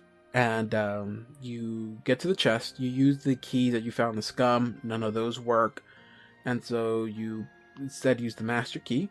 You don't know why you didn't go with that one in the first place, but you go ahead, put it in, turn it, opens up, and I think I mentioned this last time. This is where the trap should have been, but I'm not gonna do it. As you open it up, you see that there is a cloak in there, a dagger, and a leather pouch or a leather bag containing 1,268 gold pieces. Again, 1,268 gold, 142 268. Okay. 142 silver, and 343 copper pieces. I guess you asked Siobhan to spellcraft the cloak and dagger and stuff to see if they're magical. Yep. She detects magic, and there's magic coming from both. And I think actually Assad is going to be very happy with one of these. You tell me. Only because I swear I remember you asking for this. So let's see if she can actually do it. 18. Okay. So she tells you the cloak is magical, and she actually thinks it's a cloak of elven kind. Now, for the thing I actually think Assad's would be happy for. The dagger.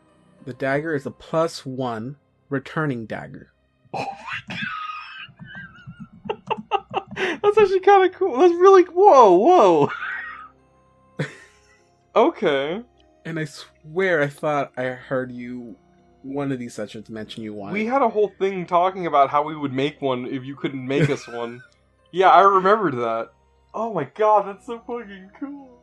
Okay, and that is the last thing that I myself can remember was left in this asylum, unless you guys can remember anything else. Fort. Oh yeah, Huh? fort. Oh, I was going to go through the documents, and that was pretty much going to be it. Okay. Well, I'm pretty sure I'm pretty sure on your way back you can probably stuff some in your bags. Yeah. Because I think Assad really wants to get to the Sleeper's Agency. And I would think he would try to argue to get there. Yeah, even though he argued that we would.